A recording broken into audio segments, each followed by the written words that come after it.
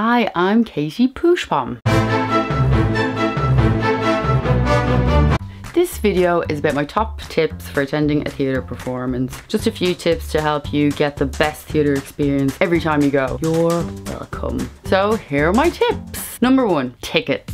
When you're buying your ticket, usually people buy them online now, you should check to see if they have a seating plan and image online, just to see what the actual seats look like, because the seating numbers usually don't correspond to the actual seat in the auditorium. So for instance, certain seats, because a lot of theatres are very, very old, that the seats are actually so high it gives you vertigo.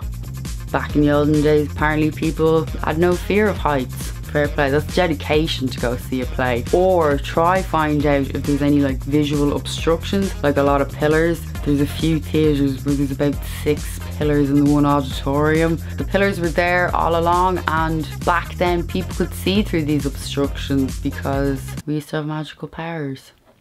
It's probably that one. You could try climb the pillar like a monkey during the performance, but it's just not as fun and might piss people off. Tip number 2, the night of the show. The only thing you have to do is make sure that you have your ticket, have your money.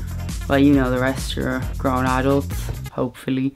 So, big question on your mind before you go. What do you wear? You can wear whatever you want as long as you're comfortable. Not too comfortable that looks like you're about to head to bed in about 10 minutes. Just clothes that are comfortable, that make you feel jazzy. Or, better still, you could follow my fashion C's.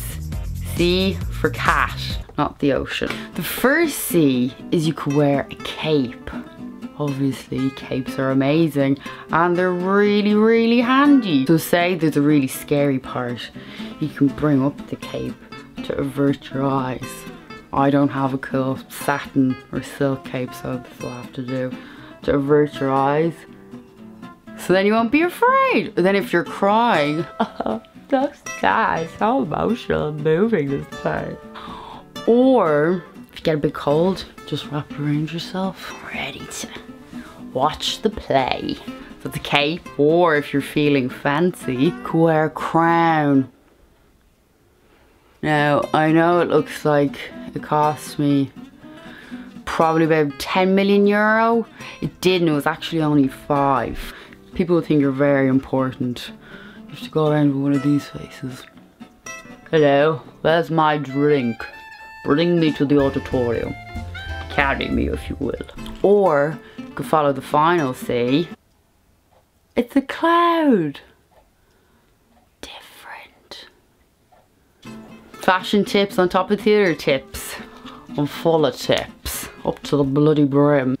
Tip number 3, food. This is actually a really good tip. A lot of restaurants that are situated around theatres usually do a theatre deal that if you show them your ticket, or it could be the one on your phone, then they'll do a deal for you.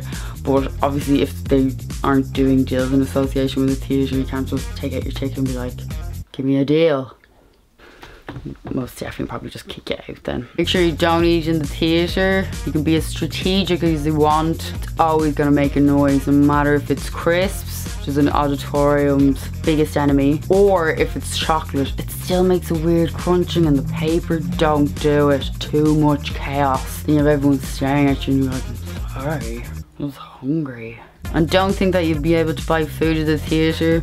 This is not your granny's kitchen. You've no idea how hard it is, specifically to hoover up peanuts out of a foyer. It's next to impossible.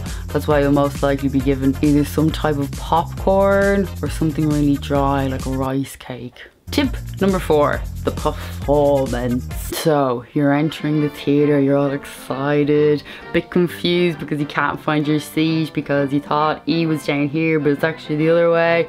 Then you finally find your seat and you sit down, get relaxed. Make sure your bag is down by your feet and isn't going to fall down anywhere, so you wrap it around your leg because you're just weird and paranoid like that, and you're ready for the performance. All you need to do is just sit there and take it all in, all the magic. What you shouldn't do is this. Don't wave at the actors. They won't wave back. Don't take pictures. Even without the flash, everyone just looks like floating turds on the stage. Hold in your farts. Auditoriums retain smells. and heat, so hot. Don't text or call during a performance. The reception's terrible and you just look quite ominous with the screen coming towards your face.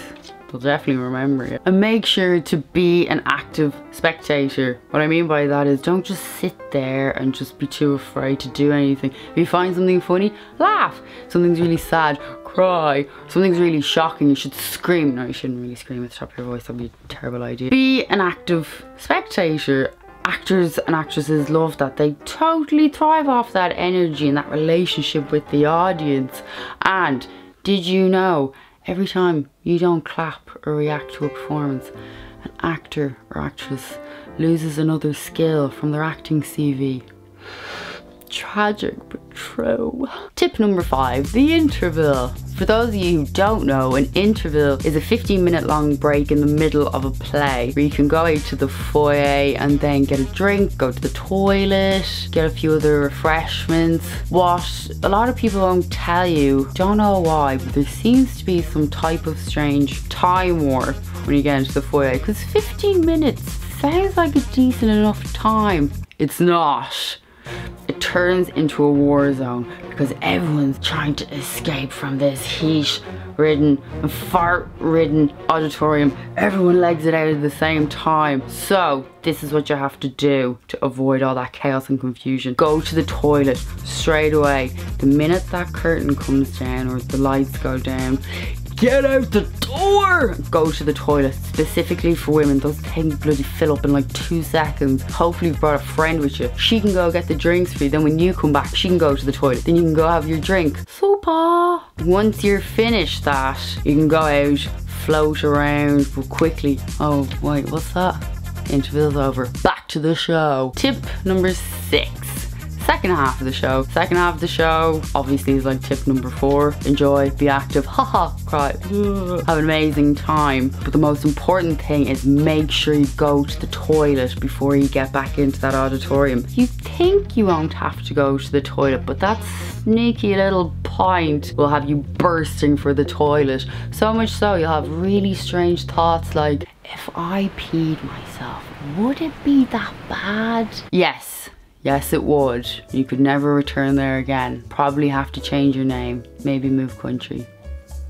Tip number 7, the end of the show. Woo! That's what you'll be firstly doing because the play is probably going to be so amazing, hopefully. And go buy a program of the show that has all the information about the show, the actors, the company, even the theatre software it's in. And it's better to buy a program at the end of the show as well because there's no war zone like in the interval. Boom. And you can never find a front of house or anyone selling a program during the interval because obviously they're clever and they've hidden somewhere so they don't get trampled on. After you've bought the program, you'll be still in the foyer having a good look around and you'll see a lot of theatre folk there. Obviously you're in a theatre. I'm pretty sure that's where they live. For theatre folk, they love talking about theatre. So if you ever feel a bit too intimidated or a bit too scared to go up and talk to these people, you just need to say this one sentence. The complexities of the characters' innermost emotions were beautifully translated on the stage. I literally use that sentence all the time if I'm not feeling chatty or if I'm really tired. It really works. Then people, they won't stop talking to you. Also a bit of a burden if you're a bit socially awkward and you're like, oh, why did I say that and I'm never going to be able to leave. In that case, just go. Tip number 8, after show chats. Okay, they're not called after show chats, usually post show discussions. It's the actors and the rest of the company, they go back into the theatre and then the audience get to have a chat with them basically about where they thought of their ideas, how the production they felt went for them, or the audience favourite parts, and just getting an all around general view of who they are and what they do. And it's amazing, you get to find out all this amazing information about these people and their work, and it's just great insight into how the theatre land works. But there's a type of person always at these post-show discussions. Now, it's not a tip, more a warning, because they are called the theatre land art slickers. There's always one in every show. I don't know where they come from. Sometimes it's the same person though, like I've experienced, and they will not stop going on about their own career, what they're doing, and never really ask a question and then take up other people's time who actually want to ask a genuine question. Just say these big long statements, usually involving the theorist Foucault. I'm not totally sure why, he just seems to be everyone's best mate lately. So you'll hear R. Slicker, Foucault, get the fuck out of there. Tip number 9. Tip number 9 is simply go to the theatre because you want to go to the theatre, because you really want to enjoy a play and the whole theatrical experience. You will not regret it. The best thing about theatre is the live electric performance. There's nothing like it. It's always amazing. But make sure before you go, do a little bit of research into theatre that you might like. I hope these tips help, and there'll be some more soon. Talk to you soon. Well, I wouldn't be talking to you soon because I'm talking to myself into a camera.